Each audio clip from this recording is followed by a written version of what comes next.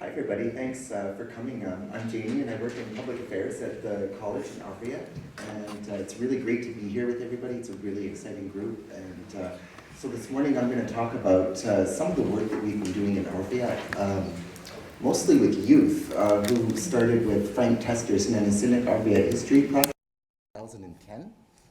And just as we get started, this is our Nunavut Research Institute building in Arviat that was built in 2011 with funding from the Arctic Research Infrastructure Fund. And that was built to support visiting researchers who would be coming into town to provide them with some accommodations and some workspace where they would be able to set up and conduct their project work. So maybe Chris, could we go to the next slide, please? So this is Curtis and Jordan from the Nan Aesthetic project with their teacher Gord Billard, who runs the audiovisual and theater and drama programs at John Arnold Joack High School in Arviat. And this was actually one of the first video conferences that they did in 2011, getting ready to go to the United Nations Climate Change Conferences in Durban that people saw last night, for those of you who saw the film. So this is one example of what Frank's project has been doing with the kids. They did a video conference with about 200 people to raise awareness of their trip and where they were going, and that was the first time that they video conferenced with Arviat, the University, York University, the University of British Columbia, Mount Allison University. So one of the things that they're starting to do is really use technology to connect. Maybe we could go to the next one. This is another one from International Polar Year last year. Zach's not here with us today, but I really wanted to mention that he's been a huge supporter of the kids, encouraging them to explore their culture and their history through film. So he's not here, but I'd really like to thank him and Isuma for really encouraging the kids and being there as a role model, as a northern filmmaker, as an Inuk. He's really provided the kids with a huge amount of motivation and encouragement. So, and this is our elder, Martha Okota. Some people might have seen her in some of her dance videos. She's done some hip hop videos with some of the kids, and she's a great elder, one of many in the community. The youth have interviewed probably close to 50 elders over the last 2 years, putting together, I'd say maybe about 200 to 250 hours of traditional knowledge interviews. And Martha is one of those elders who would always be there having fun, meeting the kids in the middle, really trying to find ways to bridge the gap that's growing between youth and elders. So maybe we could go to the next one too. So last year we started, with more and more research and projects coming in, we started looking at starting a film society in the community. About halfway through the Nan Aesthetic project, a lot of us in the hamlet started talking about where would things go after the project ended, when the SSHRC funding runs out, when the kids graduate. How do we maintain and preserve the capacity that people are building in the community? It's a lot of literacy work. It's not just making movies. It's exploring technology, it's language and culture, it's new media, it's all of these kind of things. So what we do in a lot of cases is every couple of weeks, or especially when we have a researcher coming in, this one is with Frank, who was in late last year, we bring the kids in to meet the researchers. Anytime we have somebody coming in, we set up visits with the schools, we get them into the college, we get them into the high school, as an opportunity for the youth to see what kind of careers are there. We talk about getting Nunavut into research, but sometimes we focus so much on research, we don't focus on those other skills that they're learning. So for me, I work in the communications department for the college.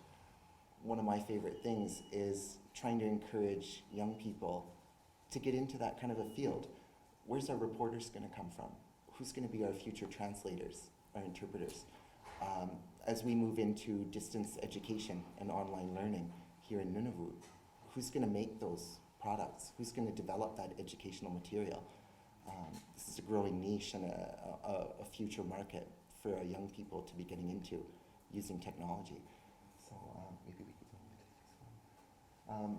As of last year, with Frank's project, when the Nan Aesthetic project started, it was with 5 young people, 5 young Inuit. We've got, as of last year, it was 20. And this year we've actually got almost 30 youth taking part now. It just keeps growing. It keeps growing every year. So this is kind of a good kind of a cross section of what we've got. We've got a mix of high school students. We've got a group of people who come from government departments and volunteer. We've got elders who come out and love it. So there's Silas, actually, from the Nan Aesthetic project. So this is kind of a really good mix. And this photo I really like because this was kind of that day where we realized that the Nan Aesthetic project had grown and become part of the community with our young people, with our elders, with parents, and things like that. So what they're starting to do now is some of the elders actually came in a couple months ago. Curtis and Jordan's grandma, Helen Cooney, came in one day and she said, how can we start volunteering more? The elders really love telling stories to the kids, spending time with them. So they actually asked if the kids could come out and start working with some of them, because over the last few years, and Frank might be able to speak to this a little bit later, when they started the Nan Aesthetic project, they put an emphasis on how we're losing a lot of elders and we're losing their knowledge. It's not being recorded. There's no opportunity for a lot of elders to be able to tell the stories that they want to tell. So they came in and they wanted help preserving and recording some of their Yaya songs that they do in Arviat. For some of them, they'll sing with 4 people. And for some of these songs that night, those were the last 4 people who knew how to sing those songs. If they start losing any more, they're not going to be able to do it.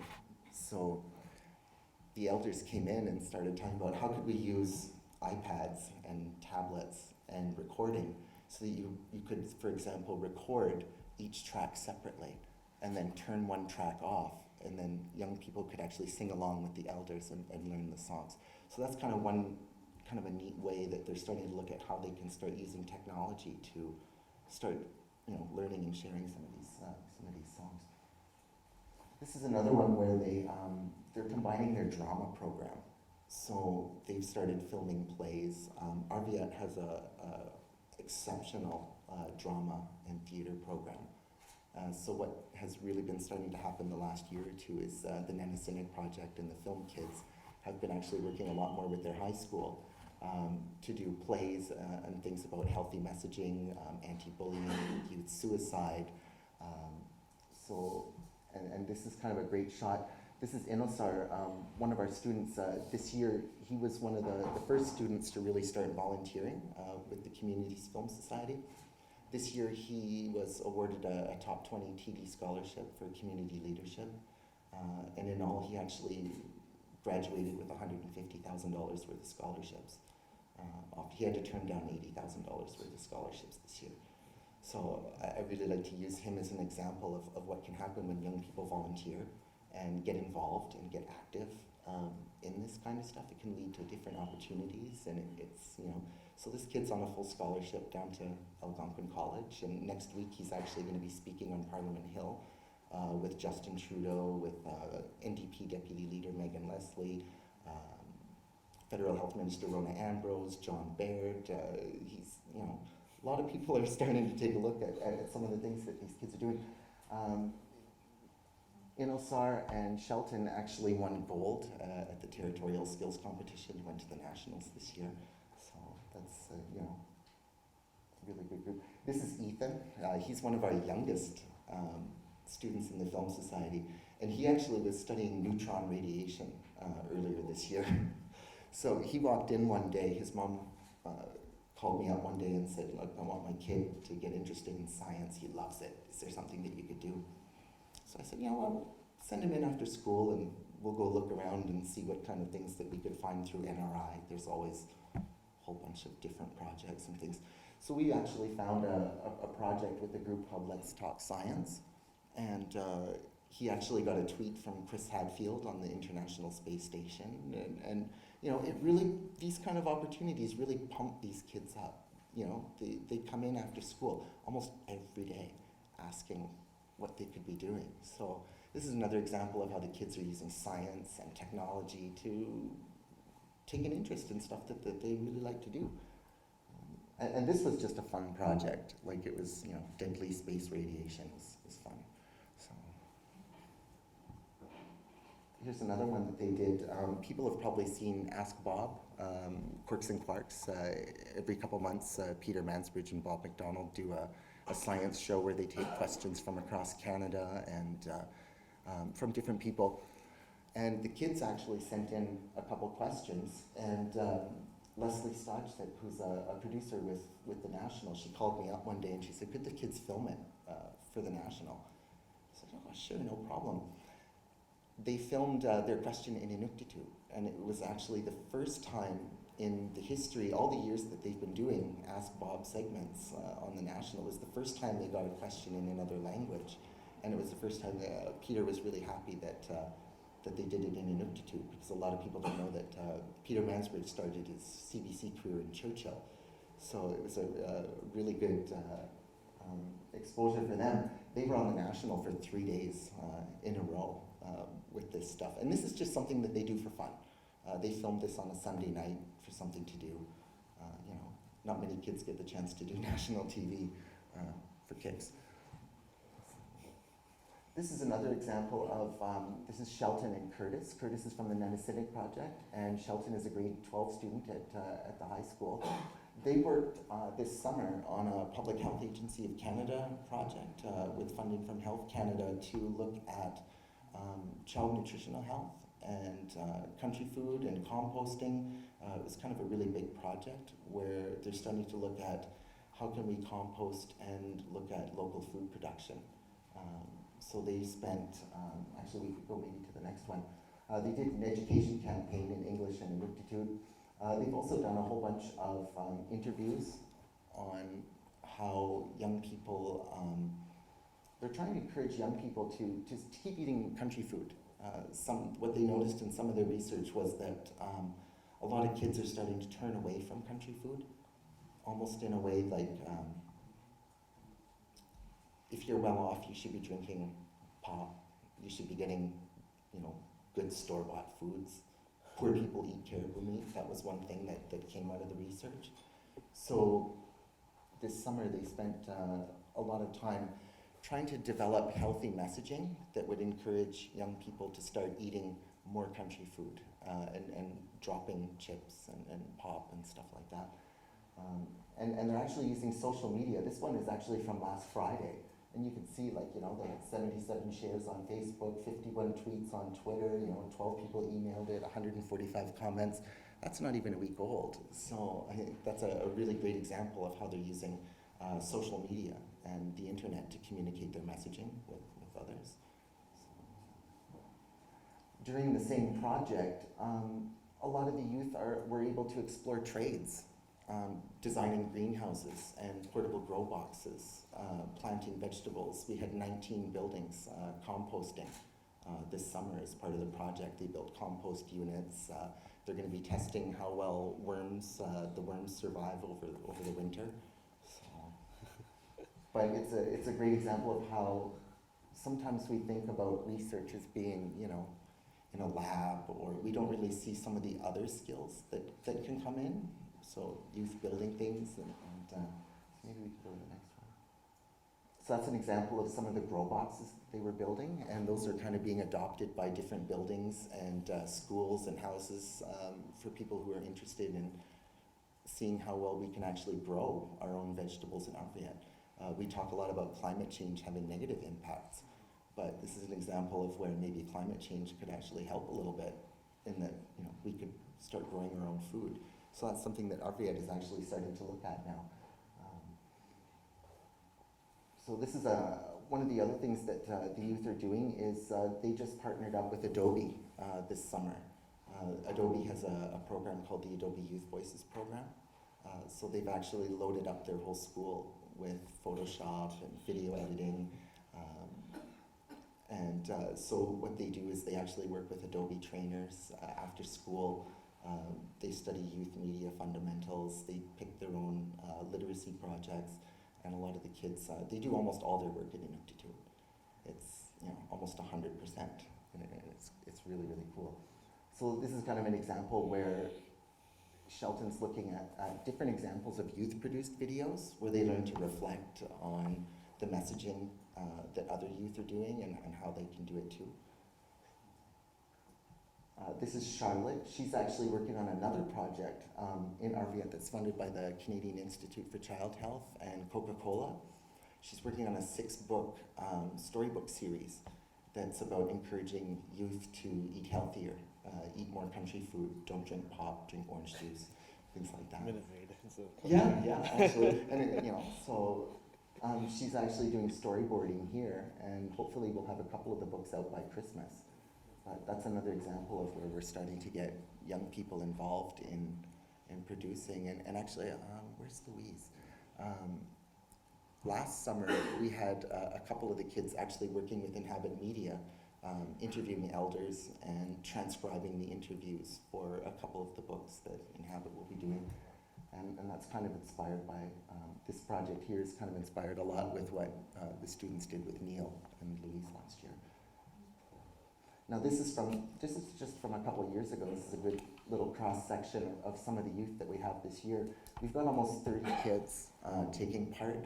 And what we're actually starting to see now is we've got more teachers and parents stepping involved. We've got art teachers who are coming in and saying, I'm an art teacher and I don't use technology. I'm afraid of technology, but my students are using it like crazy. I've got to start using it too. So one of the things that we're actually starting to look at in Arviat this year is how do we start looking at opportunities for professional development for the educators and the mentors who are spending so much time with the kids. It's not just a kids project anymore. We actually had a visitor, his name's Gwyn Williams in the middle. He's from the British Broadcasting Corporation and PBS, and he's going to be filming some documentary films in Arviat next month. So he was in on an advanced visit. So when he comes back, we're going to actually have a small group of the kids following him around and learning how a production crew works, and just as real hands-on experience, which is something that we don't get a lot in a lot of communities. The youth, we're a remote community, and the youth don't get opportunities to work with crews and people like that. So whenever we get people in, we always try to connect them with the youth as a way for encouragement, to stay in school, to take a look at the different jobs that are out there too. So, this is their high school last week.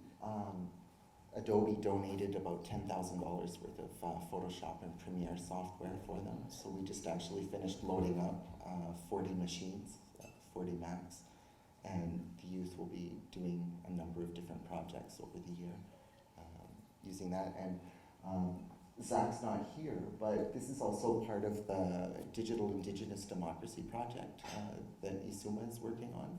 And so we've actually just finished installing, yesterday we finished installing streaming media servers that everybody was talking about yesterday. So they've actually been wiring up their school. The co-op was able to get them two-way broadcast cabling in straight into their school, into their computer lab. So they can actually broadcast to the whole community.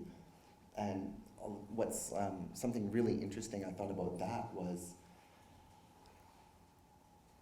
a lot of kids in Arviat don't go to school. It's about 30% of Arviat students don't even go.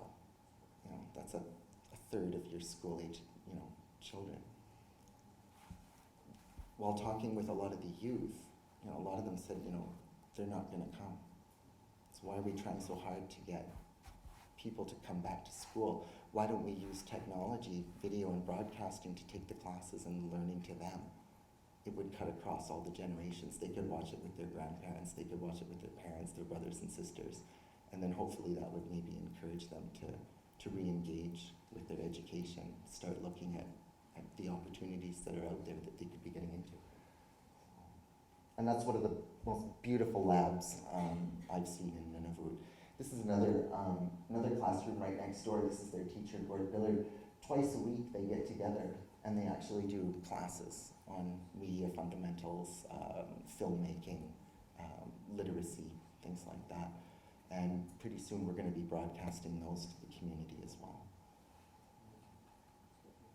And that's channel 19 in Arviat. So that's our little modulator that we hooked up, and they just got it all working yesterday. So just in a roundabout way, they've built themselves a TV station. They've got a whole bunch of literacy projects, and one of the things that I'm actually hoping to do here this week is start really connecting and looking and hoping to pick a lot of your brains on how we can start structuring some of this now. What started as a 5-student project, it's 6 times bigger. And a lot of it we never planned. We just kind of adopted these projects and these kids along the way. And now we're starting to look at, how could we start looking at maybe working towards a media studies program for Nunavut? How can we continue to tie more young people into research? And Frank could probably talk a lot about that one, on how much it's boosted their confidence. A student like Curtis yesterday in the documentary, 2 years ago you wouldn't get that kid talking to anybody for anything. He was really, really shy. And now you can drop this kid into a UN presentation. You can put him on TV. And it's, there's no effort there. They love this stuff. So, and for me, that's been the biggest part about being able to work with the young people in research. It doesn't really matter what they're studying. It's giving them that opportunity to find out for themselves what they want to do. And hopefully that will lead them into these kind of careers. So, and that's pretty much it for me.